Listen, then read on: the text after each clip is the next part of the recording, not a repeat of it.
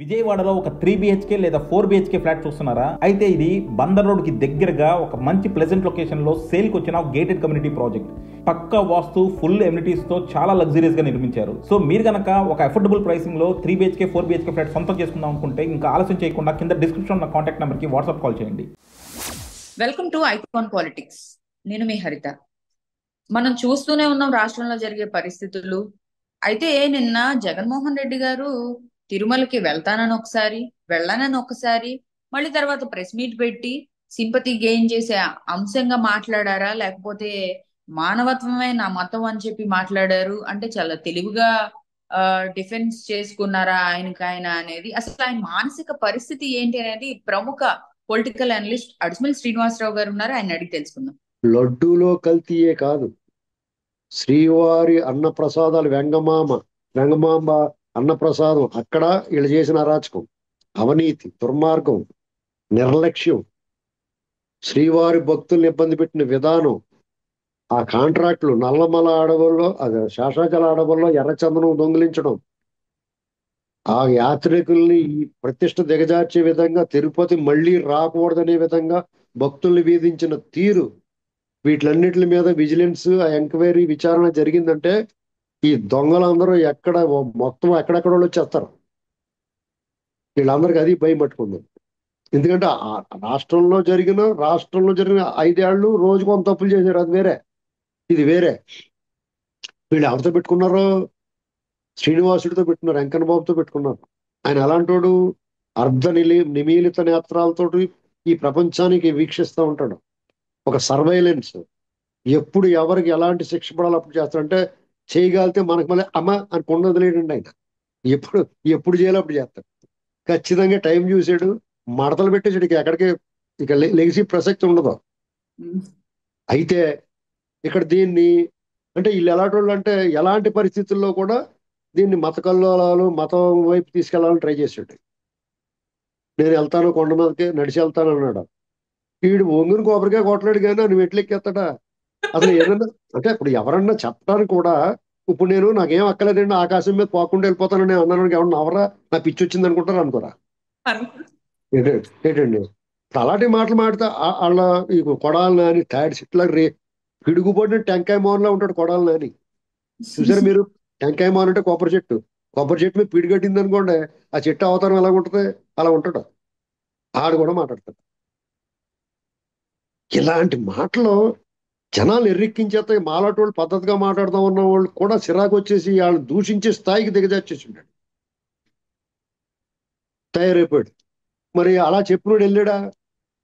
వెళ్ళలేదు. నాలాంటి వాళ్ళు ఏం చెప్పి ఉంటే డెక్లరేషన్ ఫస్ట్ నేనే చెప్పాను, నువ్వు అలిపిరి దగ్గర డెక్లరేషన్ ఇచ్చి ఎక్కల పైకి అందు డెక్లరేషన్ ఇవ్వడా నీ నొప్పేటి? నువ్వు హిందూ అనుకో, నేను హిందువుని బహిరంగంగా ప్రకటించి నేను డెక్లరేషన్ ఇవ్వాల్సిన అవసరం లేదని చెప్పాలి. లేదా నేను క్రైస్తవుడిని అయినా సరే ఈ దేవుడిని దర్శించుకుంటూ అతని మీద నాకు విశ్వాసం ఉంది, అన్ని మతాలు నాకు సమానమే, అందరు దేవుళ్ళు ఒకటే, నా దేవుణ్ణి ఎలా కొలుస్తానో హిందువులు ఈయన ఆరాధ్యం దైవంగా చూస్తారు కాబట్టి ఈ దేవుడిని నేను కూడా నమ్ముతాను నా ప్రజల కోసం అని చెప్పాలా. డెక్లరేషన్ ఇవ్వాలి. డెక్లరేషన్ ఇవ్వడానికి ఇష్టం లేదు నీకు, అసలు ఆ ప్రోగ్రామే పెట్టుకోకూడదు. సోషల్ మీడియా అంత దారుణంగా ఉంటుంది తెలుసండి. ఇతను డెక్లరేషన్ ఇచ్చి వెళ్తే ఒకలాగా ఇంటికాడ తోలు తీసేస్తారని చెప్తున్నారు వాళ్ళు. ఇలాంటి ఆ ట్రోలింగ్ ఎందుకు అవసరమా? సరే దాన్ని మానేశాడు, మళ్ళా పైకి దర్శనానికి వెళ్తాడు. ఈ మోపింగ్ ఎలా ఉంటది? దీని మతపరమైన ఆ సెన్సిటివ్ ఆ భావోద్రాగాలకి రెచ్చగొట్టి ఇతను వెళ్తాడు పైకి. డెఫినెట్ గా ఈ వార్తలు ఇవన్నీ నీ ముఖం చూస్తే సిరాకు వచ్చిన వాళ్ళందరూ భక్తులు అక్కడ ఎదుర్కొంటారు, అడ్డుకుంటారు. భక్తులు క్యూ లైన్ లోని గత 5 ఏళ్లలో అనేక సార్లు జగన్మోహన్ రెడ్డి డౌన్ అన్నారు. గోవింద నామస్మరణ తప్ప కొండ మీద అన్యుల కీర్తన ఉండరాదు అనేటువంటిది ఒక నిబంధన, ఆచారం, సాంప్రదాయం. అలాంటి చోట ఇతను జగనన్న నువ్వు భలేగుంటావు, నీ ముఖం బాగుంటుందని పాటలు పాడించుకున్నాడు గుళ్ళో. ఆవిడ చూడండి, అతను ఎవరో ఆవిడ సుబ్బారెడ్డి వెళ్ళం, భలే ఓడివయ్యా నువ్వు జగనన్న అని పాటలు పాడింది. జై జగన్ అన్నారు. ఇవన్నీ వదిలేస్తాయండి పాపాలు. అలాంటిది భక్తులకి ఒళ్ళు మండి, వేసవ కాలంలో కాళ్ళు మండి, కనీసం భక్తులకి ఆ కాళ్ళు అరికాళ్ళు కాలిపోతే దేవుడి దర్శనంగా వస్తున్నారు. వాళ్ళ సౌకర్యం కల్పించిన బాధ్యత కదా. వీళ్ళకి ఏం రోగం? కనీసం క్యూ లైన్లో గంటలు గంటలు నిలబడితే వాళ్ళకి మంచినీరు, ఆహారం అందిస్తారు. అదొక పద్ధతిగా నడుస్తూ ఉంది. అవన్నీ మానేసి ఇంకెప్పుడు రాకూడదు తిరుపతి అన్నిలా చేసేసారు వీళ్ళు. అయినా దేవదేవుడిని ఎందుకు వదులుకుంటారు? ఈడే పక్కపోయాడు కానీ మరి పునరుద్ధరించబడి అన్ని. ఇలాంటి పరిస్థితుల్లో అక్కడ గొడవలు రేపడానికి ప్లాన్ వేసాడు. వీళ్ళు బతుకంతా అంతేనండి. కట్టర్. ఇప్పుడు రజనీకాంత్ గారు ఏం చెప్తాడు? నా దారి రహదారి అంటాడు. అది సినిమా డైలాగ్ అయినా కానీ ఒక కథానాయకుడు చెప్పేది, ఒక ఉత్తమ పురుషుడు, ఉత్తమ లక్షణాలు ఉన్నవాడు చెప్పాల్సిన మాట నా దారి రహదారి అని. ఈడేమంటాడు? నా దారి అడ్డదారి. ఎప్పుడు కూడా అడ్డదారే. ఇది ఎప్పుడు సక్రమ మంచి సిమెంట్ రోడ్డు అయితే అది మీద వెళ్ళడం. ఆ తుప్పలో పొంతలో డొంక రోడ్డు ఉంటే అందులో వెళ్తానంటాడు. ఎందుకంటే అది బుద్ధి అలాంటిది. మీరు చూడండి, కావాలితే ఒక పెద్ద సిమెంట్ రోడ్డు వేసి ఓ పక్కన డొంకదారి వేసి వీళ్ళు వదిలేసారు అనుకోండి, చిన్నపిల్లలకి ఆ అన్నం ముట్టించినప్పుడు పుస్తకాలు, డబ్బు ఇలాంటివన్నీ పెట్టి వదిలేస్తారు దేని మీద వెళ్తాడని. అలాగే అతను ఒక చోట వదిలేసామనుకోండి అడ్డదారిలో పోతాడు తప్ప మెయిన్ రోడ్లోకి వెళ్దాం. కావాలంటే చూసుకోండి మీరు. ఇలాంటి పరిస్థితులు గొడవలు చేద్దామని చూశాడు. అక్కడ ఉన్నది ఎవరో మేరు నగధీరుడు, లెజెండరీ పొలిటీషియన్, 40 సంవత్సరాలకు పైగా రాజకీయాన్ని అవపోసన పట్టినవాడు. ఇలాంటి వాళ్ళు ఎంతమంది చూసుంటే ఇతన్ని వీళ్ళ నాన్న వాళ్ళ తాతని అంతగా మించిన వాళ్ళని చూసి వచ్చాడు అతను. సెక్షన్ 30 ఏదైతే జగన్మోహన్ రెడ్డి ఇంప్లిమెంట్ చేశాడో అదే ఇంప్లిమెంట్ చేసి నోరు మూయించారు. అది కూడా ఎవరు చేశారు? ఆ జిల్లా ఎస్పీ సుబ్బారాయుడు మొత్తం మడతలెట్టాడు. ఆవిడ బాబు ఈదులో కొత్త తోలు తీసేస్తా చెప్పి అందరినీ అన్ని పార్టీలో వాళ్ళని. ఇప్పుడు జగన్ వస్తాడు, జగన్ ఎదుర్కోవడానికి టీడీపీ వాళ్ళు, జనసేన వాళ్ళు, బీజేపీ వాళ్ళు వస్తారు. ఆ రభస నోరు మూసి కూర్చొని ముడ్డి పగిలిపోతుందని చెప్పి ఇంట్లో కూర్చోబెట్టాడు. ఇవన్నీ చూసిన తర్వాత నన్ను వెళ్ళిందా నేను ఒక్కడే అయిపోతాను బాబు, నన్ను మొట్టికెళ్ళేసేస్తారు వీళ్ళు అంత భయం వేసాడు, మానేశాడు. ఏంటండి అతను పిరుకోడండి. అతను అందరూ కూడా నీ నవ్వు వరం ఎంత దారుణమైన చూడాల్సి వస్తుంది మనం. అతను నవ్వు వరమా? ఏం వరం అండి? అతను నవ్వేం వరం అండి బాబు? నువ్వు పులివి. అతను పులి, కాగితం పులి కూడా కాదు అతను. ఇలాంటి పరిస్థితుల్లో ఇక్కడ అనేక మందికి చెక్ పడిందండి. చంద్రబాబు నాయుడు గారు యాదాలాపంగా అన్న, బాధతో అన్న ఈ కల్తీ వ్యవహారం అనేక మంది వాళ్ళ భవిష్యత్తు వ్యూహాలు పదును పెట్టుకున్న సమయంలో ఎందుకు పనికి రాకుండా అస్త్రాలన్నీ నిర్వీర్యం అయిపోయినాయి. సమీప భవిష్యత్తులో కానీ తర్వాత కానీ జగన్మోహన్ రెడ్డి అనేటువంటి వ్యక్తి రాజకీయ ఉనికి ఉండదు. నేను చెప్తున్నాను వినండి, రాబోయే రోజుల్లో జగన్మోహన్ రెడ్డి మీద వందలాది కేసులు బుక్ అవుతాయి. ఎందుకంటే అతను అన్ని తప్పులు చేశాడు. ప్రతిరోజు 100 తప్పులు చేశాడు అతను 5 ఏళ్ల కాలంలో. అతను ఈ రాష్ట్రంలో ఎన్ని పోలీస్ స్టేషన్లు ఉంటే అన్ని పోలీస్ స్టేషన్లు అతని మీద కేసులు నమోదవుతాయి. వాళ్ళ అభిమానులుగా ఉన్న వాళ్ళు ఇప్పటికీ చాలా మంది పార్టీ వాళ్ళు అది తెలిసిన వాళ్ళు అందరూ దూకేసి పారిపోతారు. మొక్కజొన్న పొత్తు యూట్యూబ్ లో దానిమ్మ గింజలు చూపిస్తారు కటింగ్, చూసారా మీరు? పామ్ గ్రైనేట్ కాయని ఇలా కోసి ఇలా కొడతారు, కలకలకలకలని రాలిపోతాయి గింజలన్నీ.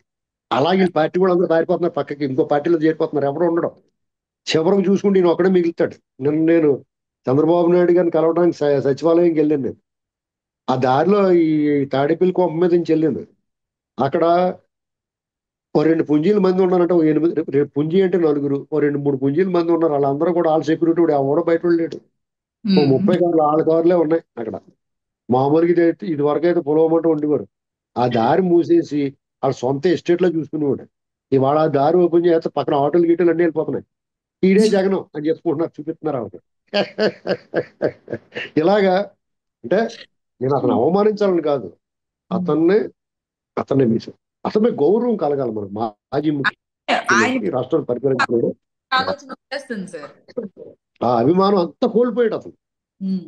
అతను రాజకీయానికి తిరుమల తిరుపతి దేవస్థానం ఇప్పుడు మిమ్మల్ని, నన్ను, సగటు పౌరుల్ని, రాజకీయ ప్రత్యర్థుల్ని వేధించాడంటే దానికి ఒక అర్థం ఉంది. రాజకీయ ప్రత్యర్థులు వేధించాడంటే ఒకటి, సామాన్య ప్రజలను వేధించాడు, సహించారు, భరించారు, ఇంటికి పంపించారు. దేవుడితో కూడా పెట్టుకుంటూ పెట్టండి, మతాలు కోట్లాది మంది విశ్వాసాలతో పెట్టుకుంటూ పెట్టి, పైగా దానికి నా మతం అభిమతం అదేంటి మానవత్వం అంట.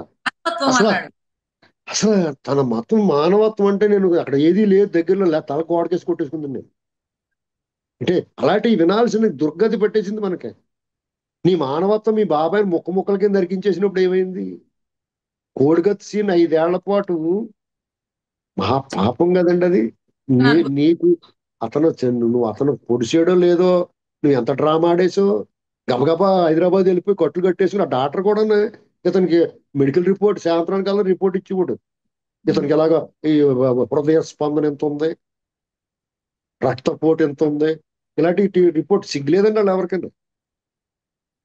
తర్వాత ఎంతమందిని చంపించాడండి డాక్టర్ సుధాకర్. అసలు ఇంకో విషయం చెప్పాలి మీకు ఏంటంటే, వీళ్ళ వీళ్ళ నాన్నతో మాట్లాడతానని చెప్పేవాడు, ఆత్మతో, వాళ్ళ నాన్నగారు ఆత్మతో మాట్లాడతానని చెప్పేవాడు మనకి ఇది వరకు. నేను మా నాన్నగారితో అర్ధరాత్రి 1:00, 2 ఆ ప్రాంతంలో మా నాన్నగారితో మాట్లాడుతున్న ఆత్మతోటి అని చెప్పేవాడు. ఇదేట్రా బాబు నిజంగానే మాట్లాడుతున్నాడు అయితే ఏమన్నా అనుకునేవారు అందరం. ఇది వీళ్ళ బాబాయ్ని పైకి పంపించేసిన తర్వాత వాళ్ళ నాన్నగారు వస్తా మానేశాడు. అంటే వాళ్ళ నాన్నగారికి ఏం ఊసిపో కిందకు వచ్చి కూడా ఇతనితో మాట్లాడేవాడు. ఇప్పుడు వాళ్ళ చిన్నాన్ని కూడా వాళ్ళ చిన్నాన్ని సావదోపు పైకి పంపించేశారు కదా, అతను వెళ్ళి చెప్పుంటాడు, అన్నయ్య చూడు నన్ను ఎలా చంపేశారు వీళ్ళు, గొడ్డలు ఇచ్చి నరికేశారు నన్ను, నా మొహం మీద టెక్కా పెట్టి అది వేశారు, నా మీద కూర్చున్నాడు ఒకడు దొంగలా దున్నపోతులో ఉన్నవాడు నా మీద కూర్చున్నాడు, నా పీకి పీసుకేశారు, నన్ను కొట్టి నా చేత లెటర్ రాయించారు, ఫోన్లే చంపారు, ఏ విషమో ఇచ్చేసి నిద్దట్లో పోయేలా చేయాలి కదా, నన్ను ఇంత హింసించి చంపుతారు వీళ్ళు, పైగా తీసుకెళ్లి బాత్రూంలో కమోటుకి తలకాయ బదలు కొట్టేశారు అని చెప్పినోడు. కానీ బాధపడిపోయి ఉంటాడు డాక్టర్ కదా అయినా కదా. అరే అరే తమ్ముడు ఎంత బాధ చేసి నేను సచ్చినా వెళ్ళనాడు దగ్గర, కానీ అప్పుడప్పుడు వెళ్ళివాడు, రోజు వెళ్ళి కూడా అలా తగ్గించేసాడు. కానీ వాళ్ళ అమ్మనాలు చెల్లి కూడా ఇంట్లో తరివేసిన తర్వాత ఇంకా బాగా బాధ వచ్చేసి వెళ్తాం మనిషి.